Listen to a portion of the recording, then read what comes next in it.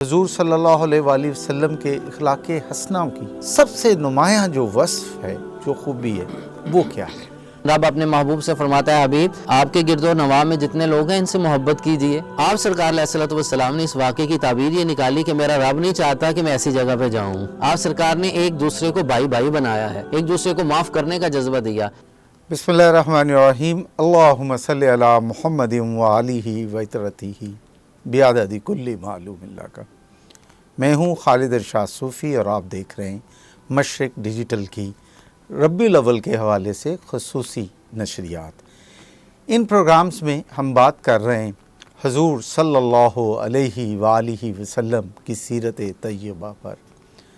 آپ جو سید المرسلین ہیں، خاتم النبیین ہیں، شافی المذنبین ہیں اور رحمت للعالمین ہیں۔ حضور صلی اللہ علیہ وآلہ وسلم کے اخلاق حسنہ پر گفتگو کرنے کی آج میرے ساتھ سعادت حاصل کر رہے ہیں پاکستان کے نوجوان Islamic scholar doctor Abid Ali Qadri. Doctor صاحب ویلکم جی۔ جی بسم اللہ۔ ڈاکٹر صاحب، پروگرام کا سلسلہ ہے آقا کے اخلاق حسنہ پہ ہم بات کر رہے ہیں اور موجودہ دور کے جو مسائل ہیں ان پر رہنمائی لے رہے ہیں سیرت نبوی صلی اللہ علیہ وآلہ وسلم سے۔ میرا اب سے سب سے پہلا سوال یہ ہے کہ حضور صلی اللہ علیہ وآلہ وسلم کے اخلاق حسنہ کی سب سے نمایاں جو وصف ہے، جو خوبی ہے، وہ کیا ہے؟ جی الحمدللہ والصلاۃ والسلام علی رسول اللہ۔ بہت شکریہ میرے محترم، اللہ آپ کو جزائے خیر عطا فرمائے۔ یہ جو آپ نے ایک سلسلہ شروع کیا ہے مشرق جو ہے ڈیجیٹل کی جانب سے، اور آپ اس کو بہت اچھا نبھا رہے ہیں، اللہ آپ کو مزید برکتیں اور عزتیں عطا فرمائے۔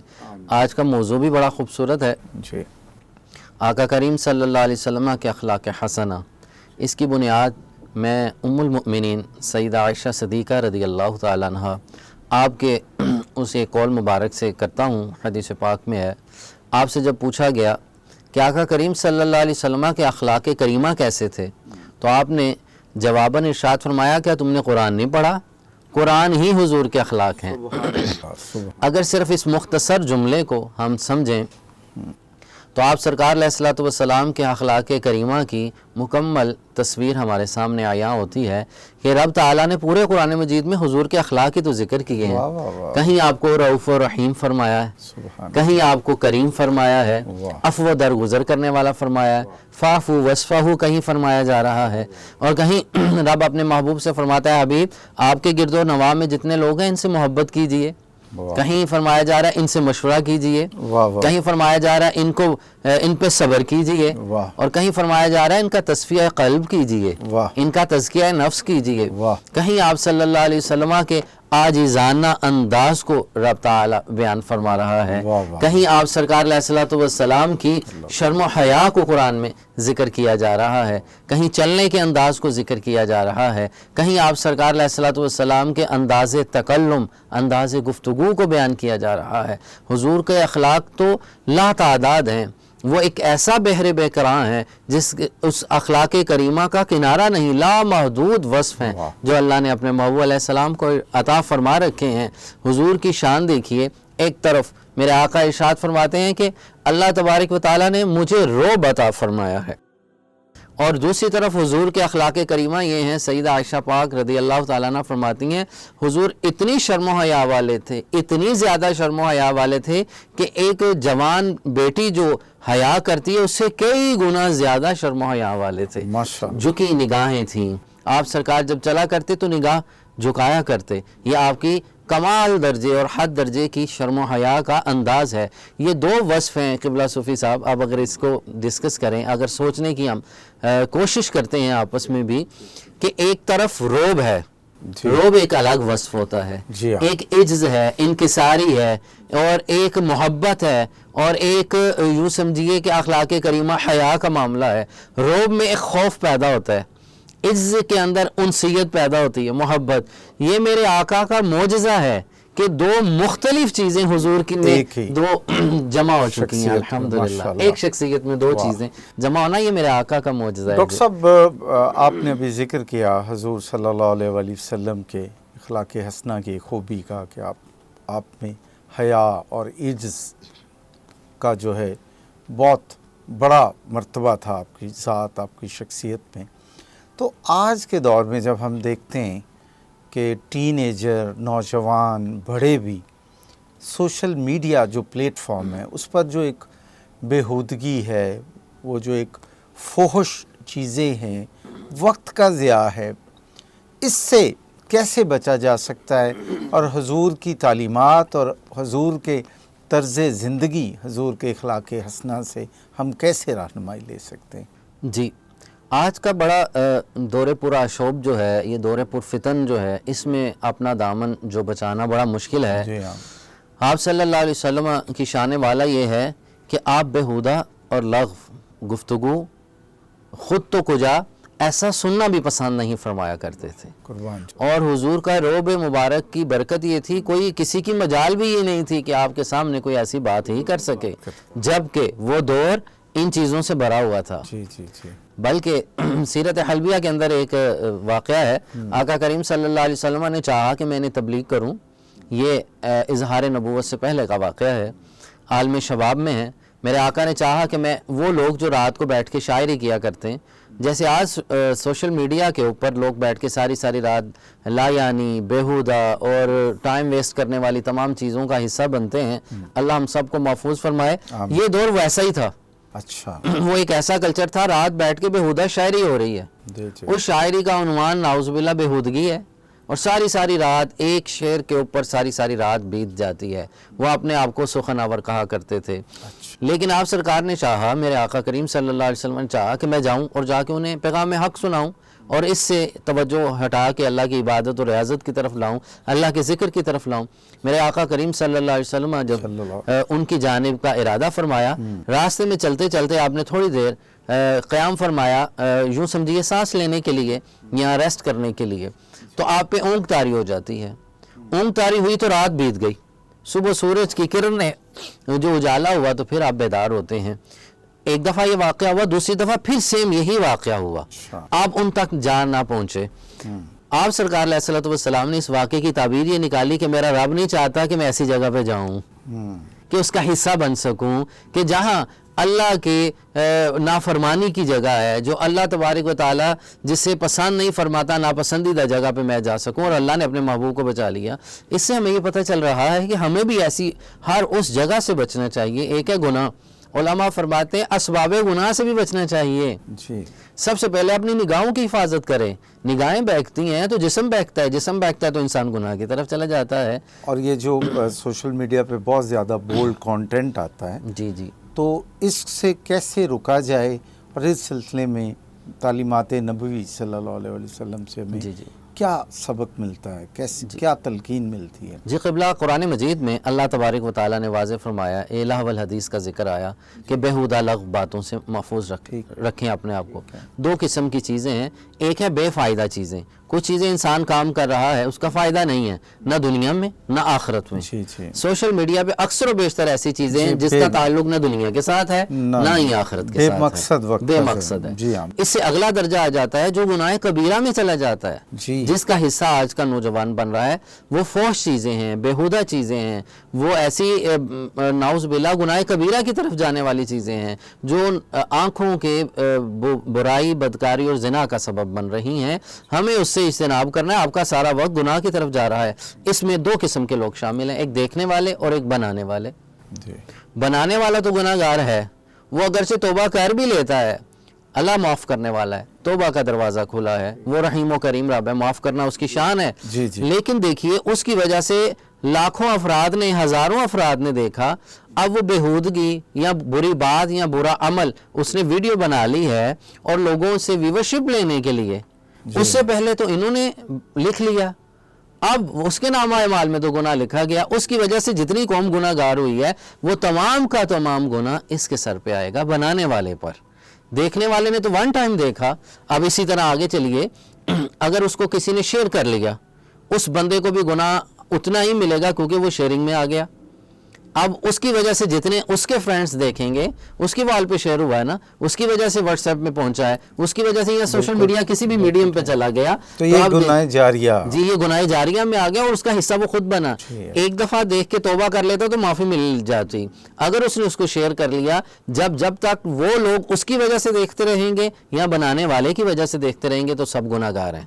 اچھا ڈاکٹر صاحب یہ فرمائیے کہ معاشرت کے حوالے سے اور آج کل کے دور میں آپ طالب علم ہیں, آپ ملازم ہیں, کاروباری شخصیت ہیں, آپ کو لین دین کرنا ہے, لوگوں کے ساتھ آپ کا برتاؤ ہے, تو یہ سچائی اور دیانتداری کے بارے میں ہمیں سیرت نبوی صلی اللہ علیہ وآلہ وسلم سے کیا تعلیم ہوئی, کن باتوں پر عمل کرنے کا حکم ہوا اور کن باتوں پر عمل کرنے سے ہماری زندگی جو ہے دنیا اور آخرت دونوں میں ہمیں بھلائی مل سکتی ہے؟ دیکھیے اس حوالے سے ایک چیز ہے, آج کوئی بھی ملک ریاست قیام میں آتی ہے, سب سے پہلے وہ ملک اور ریاست ادارے قائم کرتی ہے. ادارے قائم کرنے کا مقصد کیا ہوتا ہے؟ آپ دیکھیں جرائم کی روک تھام کے لیے ادارے قائم کیا کرتے ہیں؟ سزا سنانے کے لیے. پولیس کا ادارہ ہے, مجرم کو پکڑتی ہے. عدالت کا ادارہ ہے, وہ اسے سزا سناتی ہے, پھر اسے سزا دی جاتی. یہ ادارے اپنا کام کرتے ہیں. لیکن شریعت کا, اگرچہ یہ ادارے قائم کرنے کا کنسیپٹ اسلام نے دیا, لیکن اسلام اس سے بڑھ کے ایک اور چیز کا حکم دے رہا ہے. وہ کیا ہے؟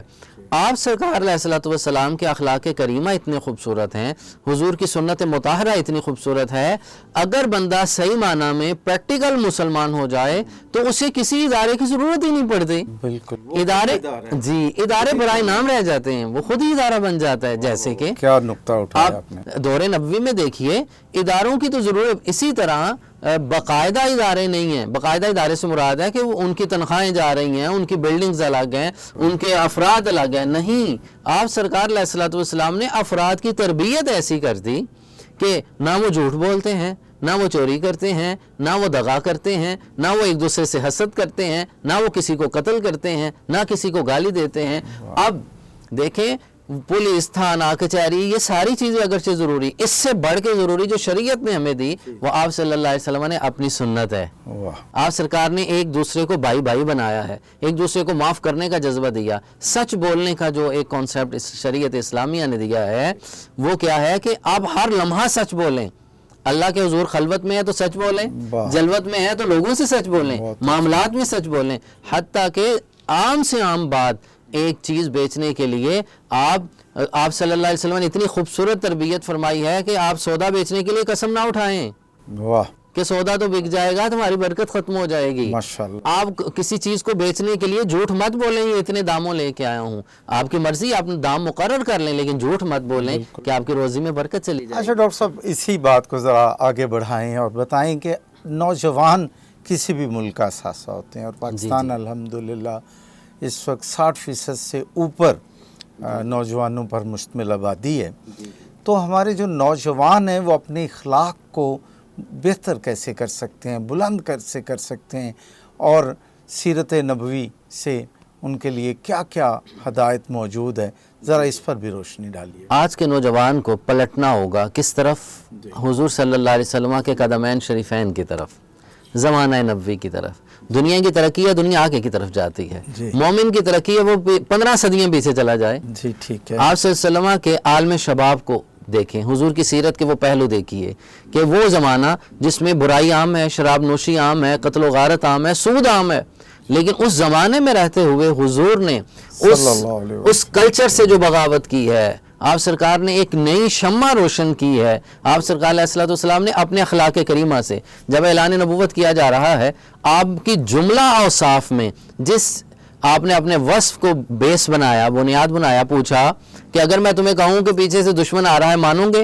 تو انہوں نے جواباً کیا کہا؟ آپ نے کبھی جھوٹ نہیں بولا, آپ سچے ہیں, آپ وعد الامین ہیں, آپ بالکل سچے ہیں, آپ نے کبھی جھوٹ نہیں بولا. تو حضور نے 40 سال تک اپنا کردار انہیں دیا. اس نوجوان کو اپنا کردار بنانا چاہیے, اپنا ماضی تیار کرنا چاہیے.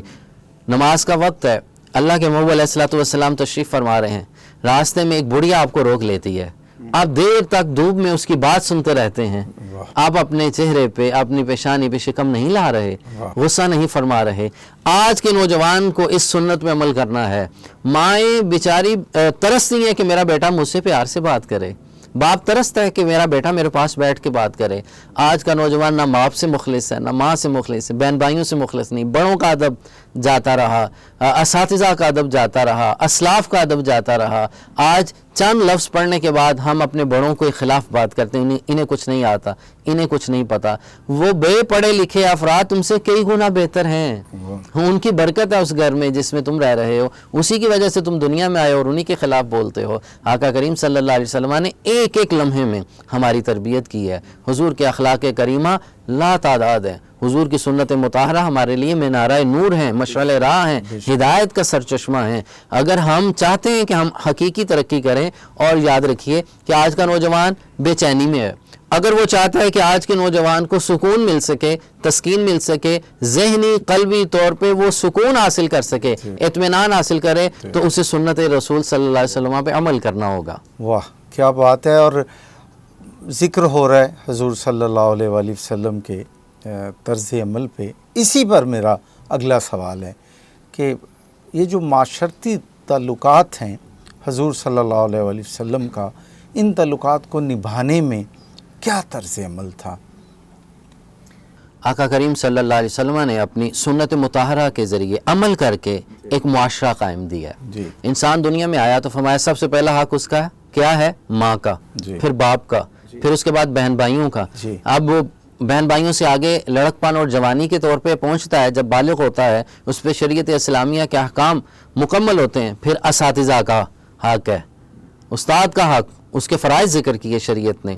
پھر اس کے بعد ہمسایوں کے حقوق ہیں، رشتہ داروں کے حقوق ہیں، اعزاء اقارب کے حقوق ہیں، پھر وذی القربہ قریبی رشتہ داروں کے حقوق ہیں، یتامہ، مساکین، غربا، ان کے حقوق ہیں، آپ کے علاقے محلے کے حقوق ہیں، آپ کی بستی کے حقوق ہیں، جس ریاست میں رہ رہے ہیں اس ریاست کے حقوق ہیں، پھر آپ مشرق میں رہتے ہیں اور مغرب تک رہنے والے مسلمان کے بھی اوپر حقوق ہیں۔ یوں سمجھیے کہ ایک انسان بندہ مومن مرکز کائنات ہے، جیسے وہ دنیا میں آیا تو پوری کائنات کے اس کے اوپر حقوق ہیں، زمین والوں کے بھی حقوق ہیں، آسمان والوں کے بھی حقوق ہیں، زمینی مخلوقات کے بھی حقوق ہیں، زمین کے نیچے رہنے والی مخلوق کے بھی حقوق ہیں، زمین کے اوپر والے ان کے بھی حقوق ہیں۔ آسمانی، فلکی، افلاقی، ملکوتی تمام مخلوقات سے وہ جڑ جاتا ہے۔ انسان اللہ کا وہ بندہ ہے جو مرکز کائنات ہے، پوری کائنات اس کے ساتھ جڑی ہوئی ہے۔ اللہ نے پوری کائنات کو اس کے لیے بنایا ہے اور بندے کو اپنے لیے بنایا ہے۔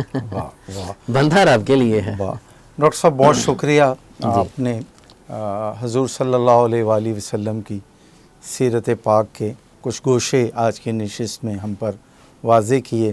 امید ہے کہ ہماری اس کاوش سے نوجوان نسل کی اور ہم پاکستانیوں کی، مسلمانوں کی بھلائی ہوگی یقیناً۔ مجھے دیجیے اجازت، بہت جلد نئے مہمان کے ساتھ دوبارہ ملاقات آپ سے ہوگی۔ اللہ حافظ۔